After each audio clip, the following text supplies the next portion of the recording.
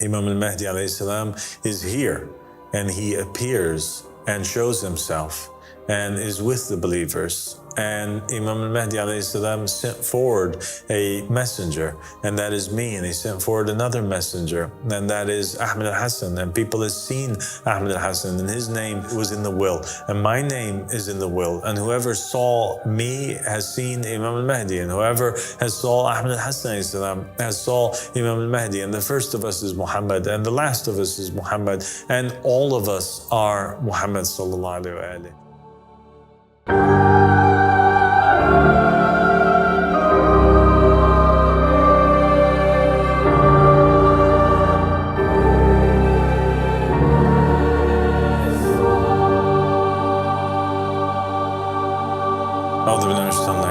بسم الله الرحمن الرحيم اللهم صل على محمد وآل محمد الأئمة والمهديين وسلم تسليما السلام عليكم ورحمة الله وبركاته. My dear brother and companion Yahya. وعليكم السلام ورحمة الله وبركاته Abu Sadiq. Thank you for joining me. Thank you for having me. God bless you. So today we're going to speak about our mission. It's an episode in which we speak to the people about what it is that we are trying to do on this channel with this dawah. We kind of recap our mission. It's a mission statement, so to speak. We believed in the verses of the Quran that said that God is near and he's closer to his servant than his own jugular vein, and that the individual, if he wants to speak to God, he could just call upon God and be sure or have yaqeen in the answer that would come from Allah subhanahu wa ta'ala or from God. We heard the message of the oppression of Muhammad and the family of Muhammad.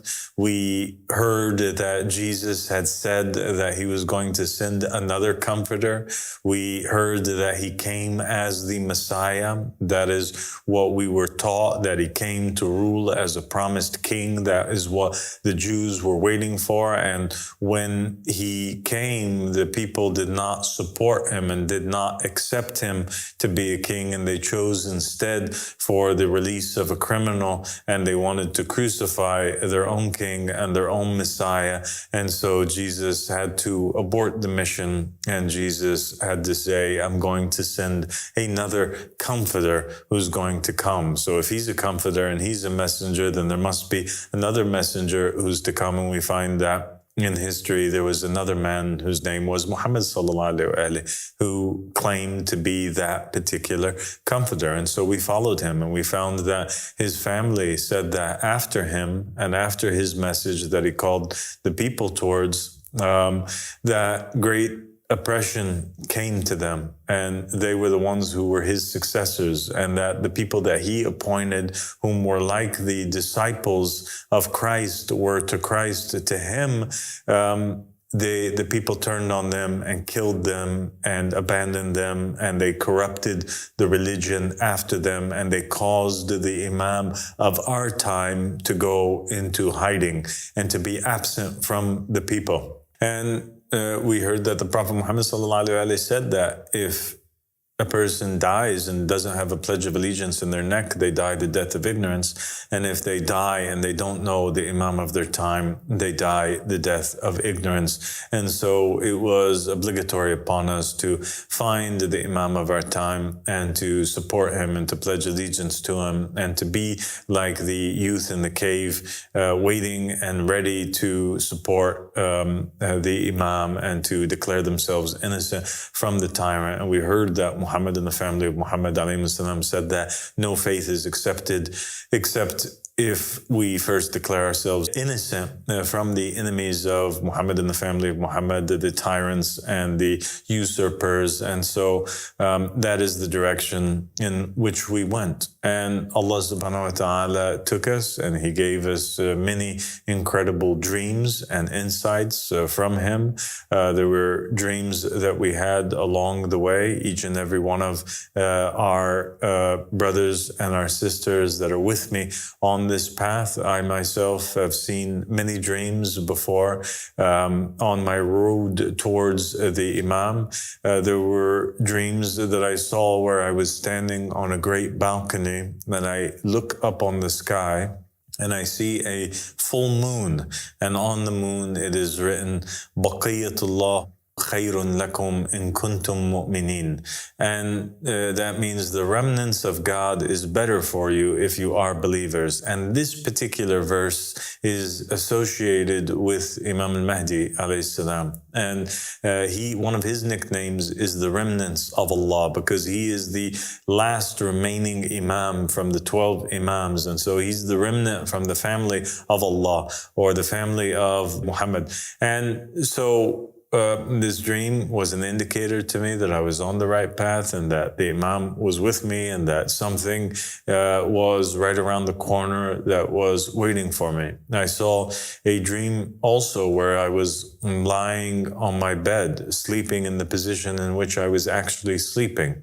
And my soul was outside of my body. And I was looking from the corner of the room at my body. And I saw the Prophet Muhammad sallallahu alaihi and Imam Ali alayhi salam walking into the room. And the Prophet Muhammad sallallahu alaihi points at me and he says to Imam Ali, he's arrived, there he is. And so these dreams served as great confirmations for me that the path that I was on was the correct path and the proper path. And it was soon after that, after seeing these amazing visions, after seeing visions also in which I saw myself inside of the tomb of Jesus alongside the Prophet Jesus alayhi salam. After having seen these visions that made me firm in faith, I heard the voice of a man in the wilderness who was calling out, who was saying that the supremacy is to Allah subhanahu wa ta'ala. And he was warning us of the non-working scholars and telling us that we should ask Muhammad and the family of Muhammad about the scholars of the end times before we ask the scholars of the end times about the family of Muhammad. And that line struck a chord with me and with all of the believers, so much so that it made us wonder why nobody has ever thought about that or realized that before. How come people didn't realize before this voice that we're hearing now that there has never been sent a prophet nor a messenger to the earth that has ever gained support, and its dawah or his dawah grew and his religion took off on the backs of the support of the scholars of that time. Rather, every single prophet and messenger that's ever been sent, every single imam has always had the scholars of his age as the enemies and the voices that was opposing them. And when we actually look into the narrations about Imam al-Mahdi alayhi salam, the imam of the time, we find that the imams had forewarned us and had told us that the scholars and the jurisprudence of that time, the time of Imam al-Mahdi alayhi salam, would be more dangerous to us than the armies of Yazid, the son of Muawiyah, and would be more dangerous to us than the Antichrist, Dajjal himself. And so we have them being described as being the most evil force on earth and the most evil and corrupt people that are under the sun.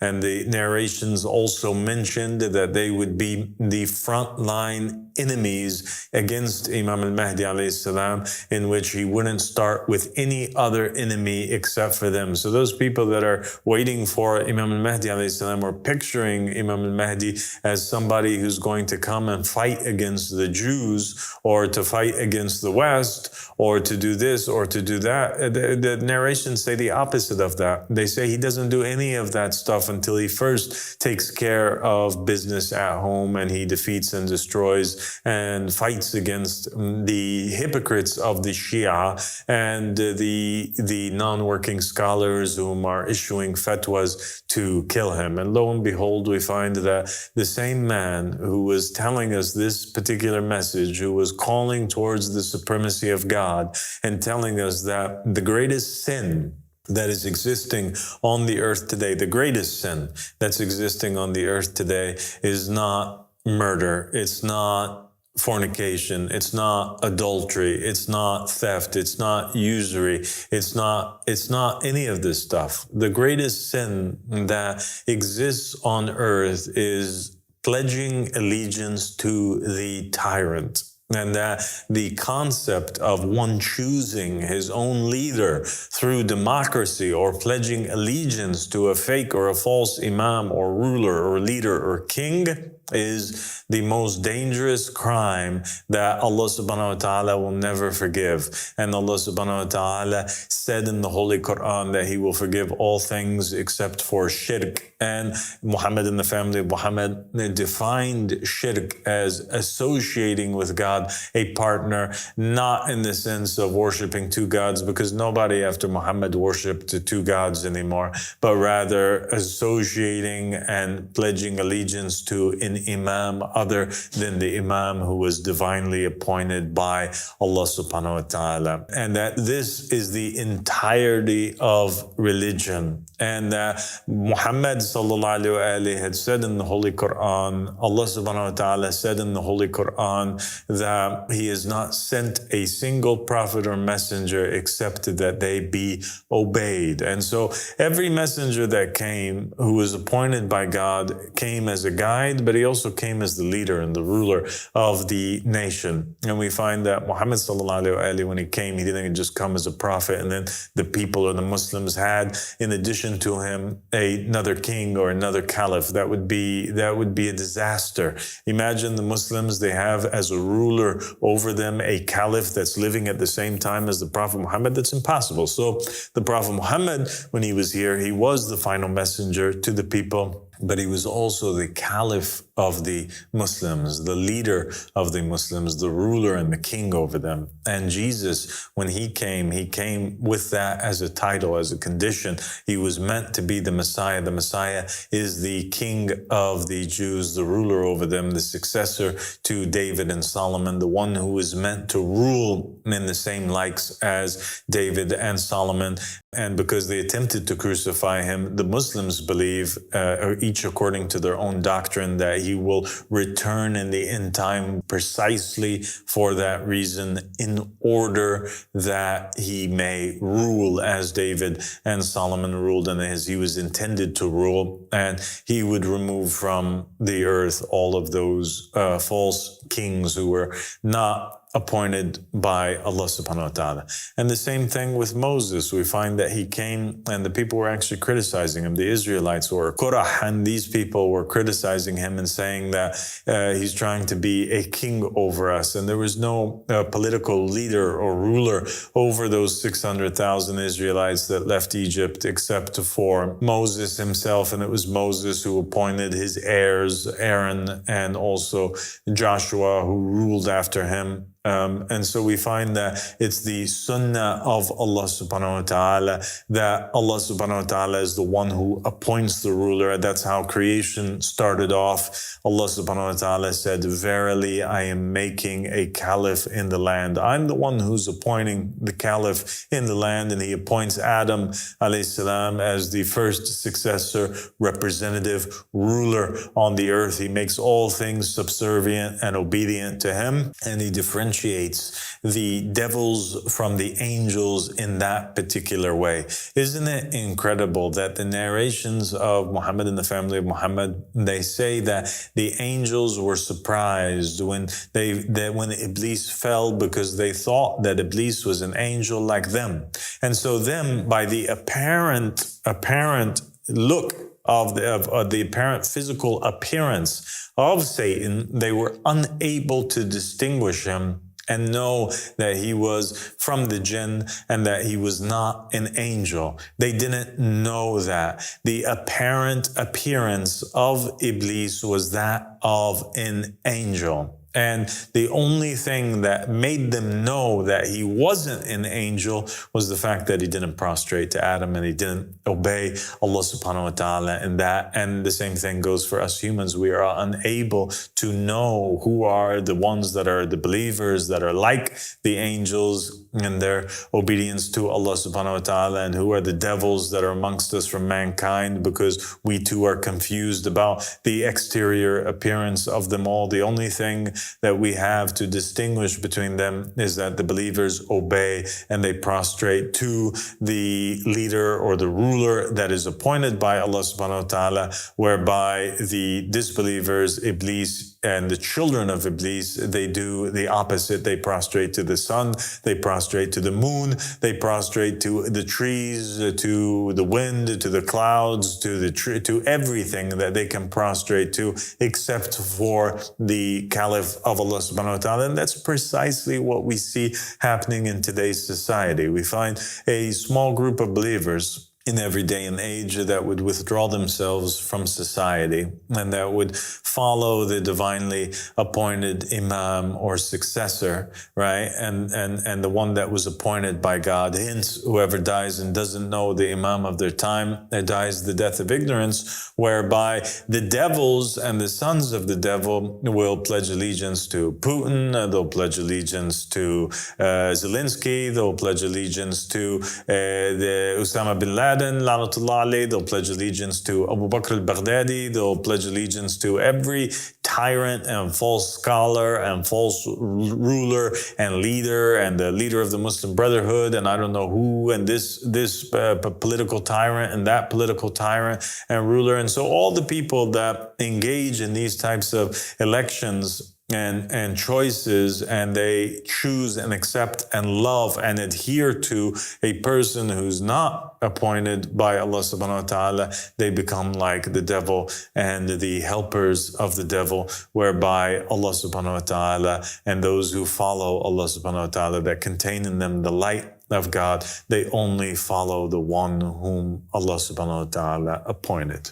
And that's what we found was wrong with the Bani Israel, and that's what offended God so much, and that's what God got angry with the Israelites about when they objected to Samuel, who was the choice of God, and they wanted that God appoint for them a king, and God was offended by that because it's only God who appoints the ruler in the way that he wants to appoint and the person that he chooses, and he doesn't choose because of the exterior appearance, he chooses because of the heart.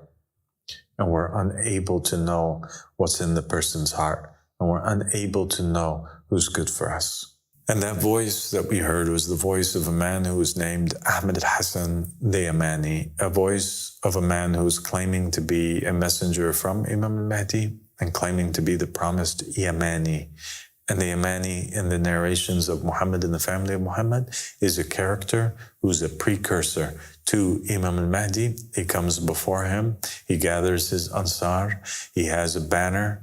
The narrations state whoever goes against his banner is from the people of hellfire. So he's obligatory to obey. And the person who God makes obligatory to obey must be an infallible human being. So he has to be a hujjah, he has to be a proof, he has to be a messenger, he has to be an appointee, he has to be a divinely appointed caliph or king. And that's exactly what Ahmad al-Hassan claimed to be. He claimed to be the first of the 12 Mahdis, the messenger of Imam al-Mahdi, the son of Imam al-Mahdi in the soul world. And I found him calling towards that. I found him being attacked by the non-working scholars, and I found him also being called by the ignorant of the people. I found him being accused of being a liar, a Dajjal, an Antichrist. And I thought to myself, and that's an accusation that I receive also all the time, that I'm a Dajjal, a liar, an Antichrist. And my response to them is the same response that I had at the time in defense of Imam Ahmad al-Hassan. If the Imam or the voice that's coming forward and he's calling towards the supremacy of God is an Antichrist, if the person who's calling towards Muhammad and the family of Muhammad is an antichrist, if the person who is claiming that he is the divinely appointed successor and he's using as a proof the will of the Prophet Muhammad that he wrote on his deathbed, in which he named by name each and every one of his successors. If that man says, my name is in that will, and we look at the will and it says that Imam al-Mahdi after him, there's Abdullah, Ahmad, and al-Mahdi, and he's saying that he's Ahmad in the will of the Prophet Muhammad, that the Muslims rejected, and they said the Prophet is delirious, he's delusional, we don't want to hear what he has to say in the very famous narration called The Tragedy of Thursday. If he is upholding the will of the Prophet Muhammad that was brought down in an event that's called a tragedy for all Muslims, if he's calling towards the supremacy of God, if he's demonstrating this knowledge that the scholars are not sharing with us, if he's telling us things that are factual, that are truthful, then what is it that the Mahdi then is supposed to be calling towards? If that man is the Antichrist, then what is the Mahdi calling towards? What's the message of the Mahdi? The message of the Mahdi cannot be identical to the message of the Antichrist, right? So if the Antichrist is calling towards the will, and he's demonstrating knowledge, and he's calling towards the supremacy of God, and he's calling towards Muhammad and the family of Muhammad, then what is the Mahdi going to call towards? Is he going to call towards elections? Is he going to call towards the Muslim Brotherhood? Is he going to call towards ISIS? Is he going to call towards terrorism? Is he going to call towards a particular monarchy? Is he going to call towards what? Socialism, communism? What system of rule is he going to be calling towards? And then I found that the non-working scholars were claiming that, oh, Imam al-Mahdi is supposed to come to support us, and we already have a state, and the state is called the state of the jurisprudence. And that's the Republic of Iran. And then I found that the scholars are transgressing even more. And they were saying, there's video evidence of this. They've said, the scholars have said, and the followers of the scholars said. And we have callers from the Hausa who have called onto our satellite station and stated it. We can have the director actually cut and place that clip in here so that everybody can see with their own selves. They would say that if Imam al-Mahdi came and he was against the state of Iran, that we should kill Imam al-Mahdi and fight against Imam al-Mahdi, because Imam al-Mahdi's whole point was to establish a divine just state, but we already have this state. And so since we have this state, if Imam al-Mahdi goes against it, then he's the one who is the enemy. Can you imagine that? La'natullah on these minds. We have people from the Hausa that called in the channel and they said that if Imam al-Mahdi is against the Marja'iyya, if he's against Sistani, if he's against Khamenei, if he's against the imitation, the taqleed of the scholars, if he's against that, then by Allah, we will fight him and we will kill him. الله يحييك وياك شيخ أبو حسن أستاذ بعد خارج في الحوزة العلمية الشريف. أهلا وسهلا بك. بس أرد بعد سماحتك. شوف بس خليني أرد. أقول لك فتفشي. كلامك هذا تقول بأن العلماء سوف يقاتلون الإمام المهدي عليه السلام. شوف خليني أقول لك هذه الكلمة. لو أن خرج هسه المدرسة إذا يطلع ويريد يقاتل المرجعي والله نقاتله. لا إله إلا الله. So they already have open enmity by their own admission, by their own tongue, against Imam al-Mahdi alayhi salam, as if they never read the narrations. But Imam al-Mahdi that's in the narrations appears in a totally different way. The Imam al-Mahdi that's in the narrations of Muhammad and the family of Muhammad, these people are the ones that are claiming that they're Shia, claiming they're followers of Muhammad and the family of Muhammad, when really they're the followers of false idols and Dajjals. Imam al-Mahdi of the narrations, he comes with something new. His enemies are the scholars. He rules by different jurisprudence. He has a new book other than the book that we have here today. Imam al-Mahdi, who comes according to the narrations of Muhammad and the family of Muhammad, has a new Quran and says that the Quran that we have with us today is corrupt, and that if it doesn't have its companion or guide, it's not worth anything. The narrations of Muhammad and the family of Muhammad. People, they get up in arms about the Quran topic. The narrations of Muhammad and the family of Muhammad are filled with narrations in which they state that the verses in the Quran have become so twisted that the meaning altogether has changed. For example, there's a verse in the Quran that says, and forgive me and my parents. وَاغْفِرْ لِي وَلِوَالِدَيْهِ. This verse in the Quran, the Imam says, that's not how it came down. And the way that it came down was, and forgive me and my sons, not my parents, my sons. And it was the dua of Abraham, and he meant by that to forgive him and his sons, Isaac and Ismail, alayhum salam. Well, that's a big change. That changes the whole meaning. There's another verse in the Quran that says, الَّذِينَ فَرَّقُوا دِينَهُمْ وَكَانُوا شِيَعًا. The ones whom separated in their religion, divided their religion, and they were Shia.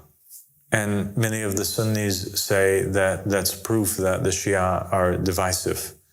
You should just be Muslim. The Shia are the ones whom divide the religion. They corrupt the religion.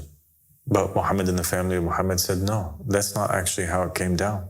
The way that it came down was, الَّذِينَ فَارَقُوا دِينَهُمْ وَكَانُوا شِيَعًا. The ones who left their religion and they were Shia, and it's in reference to the people who used to be Shia, but they apostated after the death of the Prophet, and they left Islam by not obeying and pledging allegiance to the Imam of their time. Isn't that incredible? It's incredible, صادق. The narrations even state that the corruptions are so many you can't even recount them in one episode, and the narrations that indicate that. There's even one narration that indicates how far astray the Muslim nation has gone, that it's done exactly as the Jews have done.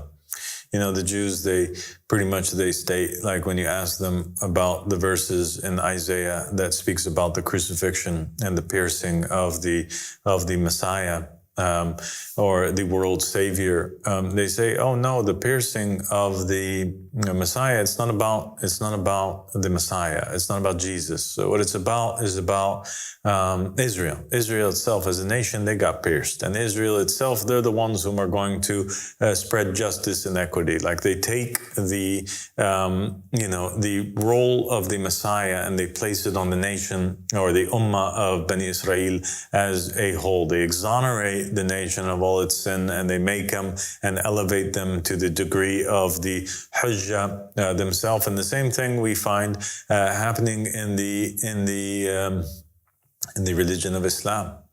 And this is what the Ahl Bayt alayhim salam said. And they said that the verse from the Quran that says, and you were the best nation that came out to the people, that you were khayru ummah ukhrijat linnas, right? That this verse, you were the best nation that came out to the people. This is not how the verse came down. And the Imam says, how can this verse be about the nation of Islam and all the normal people when it says that, and you ta'muruna bil ma'ruf wa tanhuna 'anil munkar, and you're commanding good and you're forbidding evil? Is not in the nation thieves and fornicators and liars and corrupters in the earth? Are they too commanding good and forbidding evil?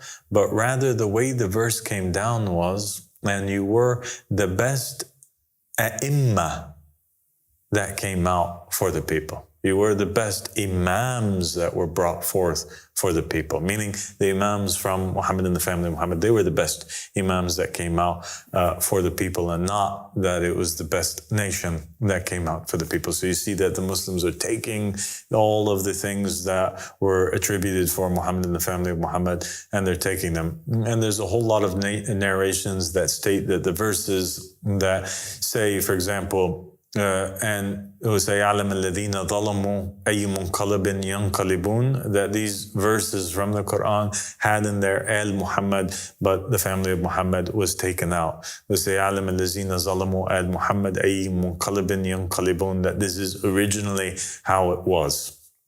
Or the verse وَلَسَوْفَ يَعْطِيكَ رَبُّكَ فَتَرْضَى, that originally came down وَلَسَوْفَ يَعْطِيكَ رَبُّكَ الْمُرْتَضَى فَتَرْضَى. And so the names of Muhammad and the family of Muhammad, and the titles and the verses that were speaking about them were taken out intentionally in order that it may degrade their level and degrade the Prophet Muhammad sallallahu alaihi wasallam and bring their place down and elevate the normal people out. And so they leave in their verses that are complementary to individuals that are merely companions of the Prophet Muhammad sallallahu alaihi wasallam, such as Zayd, so that they can also give compliments to each other or to the nation of the Muslims. And they leave in there the family of Muhammad as being, or the relatives of Muhammad in the Quran, but being portrayed in a negative light. For example, like the verses or the surah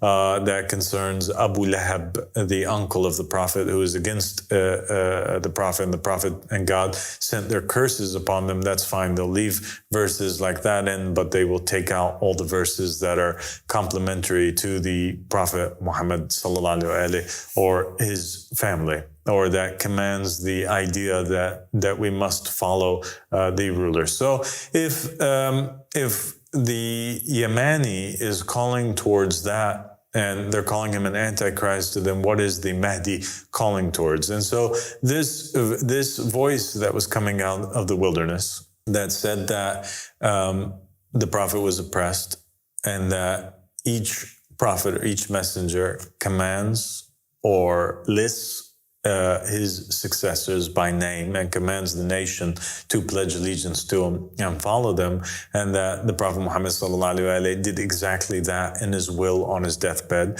And that's why he said that whoever holds on to it will never go astray. He gave us a key. He gave us a way to be safe. He gave us a method whereby we can guarantee for ourselves that we would never go astray. And that is if we follow those individuals who are named in that will, who are the appointees of Allah subhanahu wa ta'ala. And that's exactly what I found myself having to prostrate to and pledging allegiance to and holding on to. And that's where we went, and that became our mission to do so. Now, at some point, Imam Ahmad al-Hassan alayhi salam informed me and commanded me to go out to the people and awakened me to the mission that I had at hand, and told me that I must claim also to be a successor in that will, because my name was also written in that will, and that my name is Abdullah. And he said that I was his son in the soul world, in the same way that he was the son of Imam al-Mahdi alayhi salam, and that I was a messenger from him to the people, just as I was a messenger and just as he was a messenger from the 12th Imam, Imam al-Mahdi alayhi salam. And he commanded me to go out and to raise the flag that has never been raised from the time of the Prophet Muhammad and Imam Ali alayhi salam, the flag that in 1200 years had never been raised by anybody else except for the family of Muhammad alayhi salam. The flag whereby the narrations state that if you see this flag, you will know that it is the flag and the banner of the Mahdi, and that is the black flag that's written in it, Al-Bay'a Lillah, or allegiances to God. I am the only individual who successfully fulfilled that prophecy and raised that banner and displayed knowledge that is divine knowledge, and claimed the will and brought it as a proof and a letter of appointment from my grandfather, the Prophet Muhammad sallallahu alaihi wasallam, and that I work night and day calling people towards the guidance of Allah subhanahu wa ta'ala, and calling them to be angels, prostrating to the person that God appoints them, warning them that if they associate associate with God another God by taking for themselves an imam or a leader that's not appointed by God, that the sins that this individual that they voted for, that they elected, that they pledged allegiance for, they will share in the sins that this person shall reap due to his actions. And that a person must declare himself from the tyrant and must stick to Muhammad and the family of Muhammad. I have that mission. That's the mission that God gave me. Ahmad al-Hassan commanded me to declare myself as the Qa'im of the family of Muhammad, and he himself declared myself as the prophesied riser from the family of Muhammad, whom it is obligatory for all those who hear my voice to pledge allegiance to me and to obey, to hear and obey and to support in my mission that I have in this day and age, support with everything that they have in order that a divine just state may be established through peace and prosperity, and for us to be a beacon of light for the nations. I'm commanded to go out and to continuously talk and speak in a period of time. That is the mission that I have. It's the same mission of Adam and Abraham and Noah.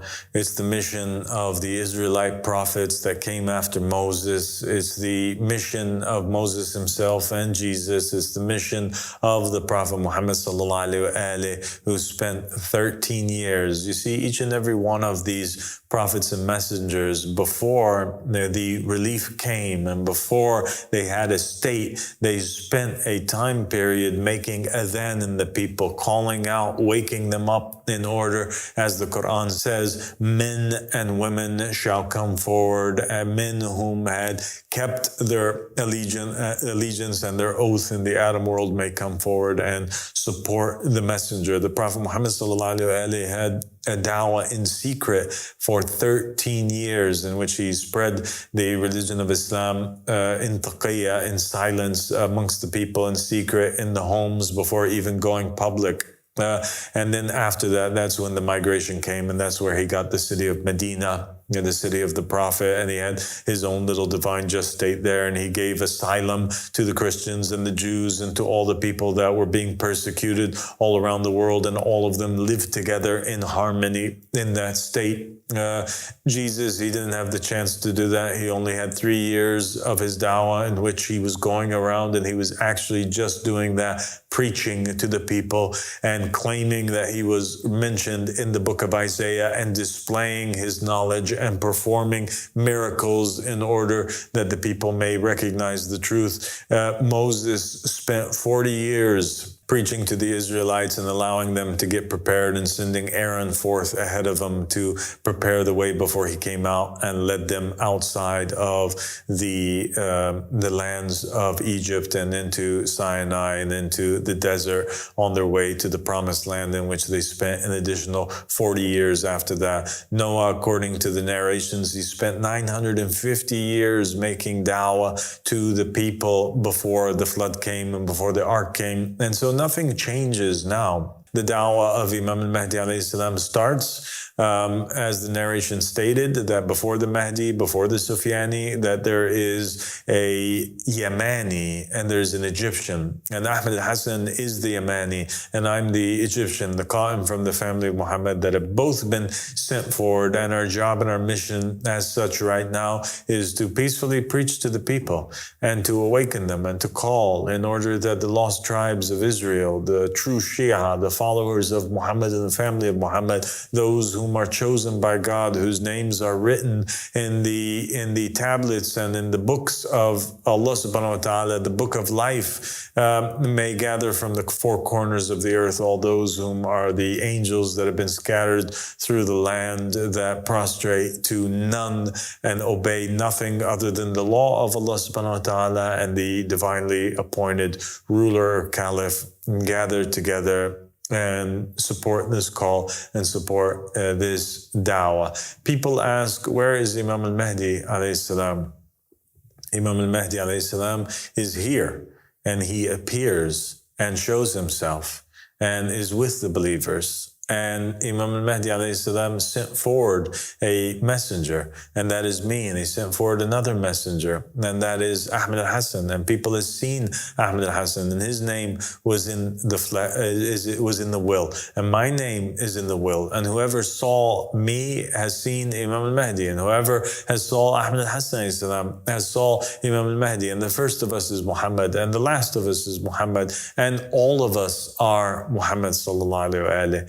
And it's not important, and it doesn't matter if you see one messenger or the other messenger. The point is that you heard a divine messenger who is appointed by Allah subhanahu wa ta'ala. And certainly at the beginning of the da'wah of the Prophet Muhammad sallallahu alaihi wasallam, when he sent forward letters to Kusra of Persia, and he sent letters to Hercules of Rome, and he sent letters to all of the different empires and the rulers of those nations, those letters were taken forward by messengers. And there was no excuse for those rulers just because they didn't see the Prophet Muhammad in the flesh. The reception and them hearing the message served as a proof enough upon them. And those who accepted the message are in heaven, and those who rejected the message are in hell. And Allah subhanahu wa ta'ala would never make in a person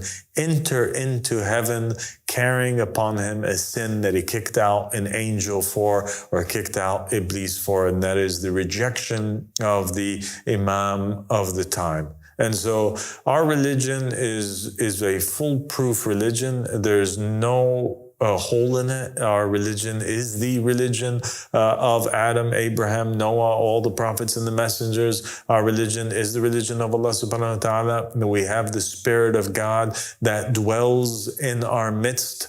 I'm the one who came to the people, and I'm the one who's speaking now, and I'm the one who's making the claim, and I challenge anybody to bring forward a religion that is better or more perfect or that makes more sense than the religion that we have today. And I want to take this opportunity to tell the believers out there that are pledging allegiance to this call, and they're wondering, what is it that I can do?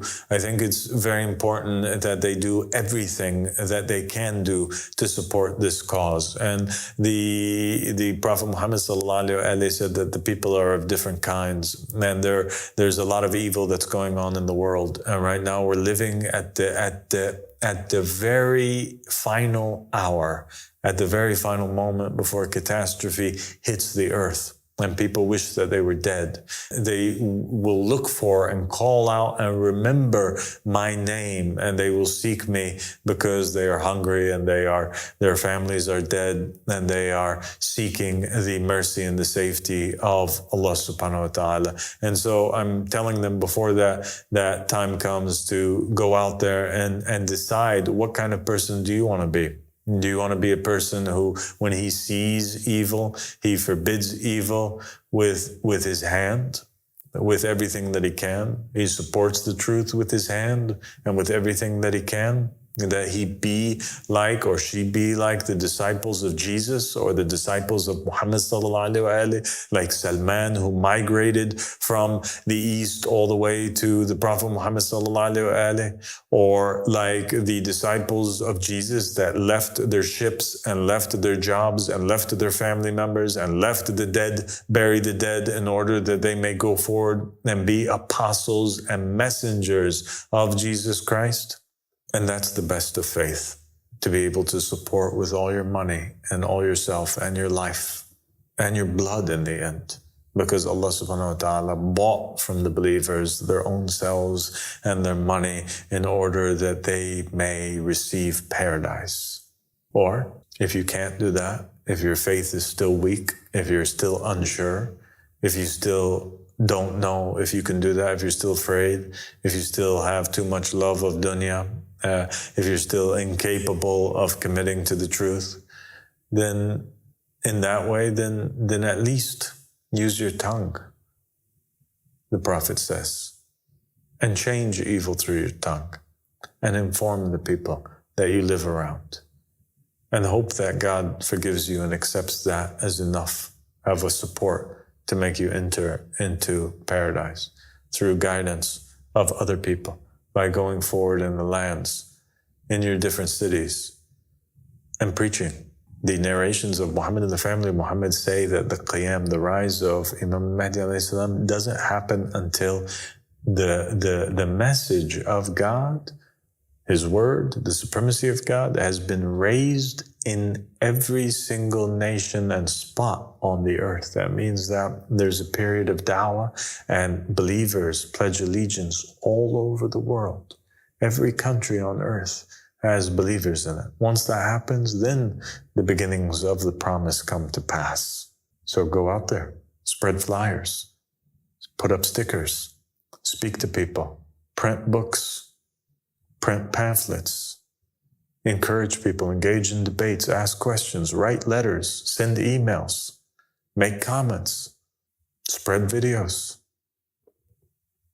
And if you can't do that, if that is too much for you, if you're afraid, if you're trying to hold on to your reputation, if you're ashamed of supporting God, then know that God and His messenger are ashamed of you too. But God is merciful, and He will forgive all those who have faith in Him. And so at least be strong in your faith in your heart, and be a good, decent human being and a good believer, so that when we do have a divine just state, you may enter into it and enjoy peace and prosperity, and that you may be safe through your faith and allegiance and belief in the messenger of the time.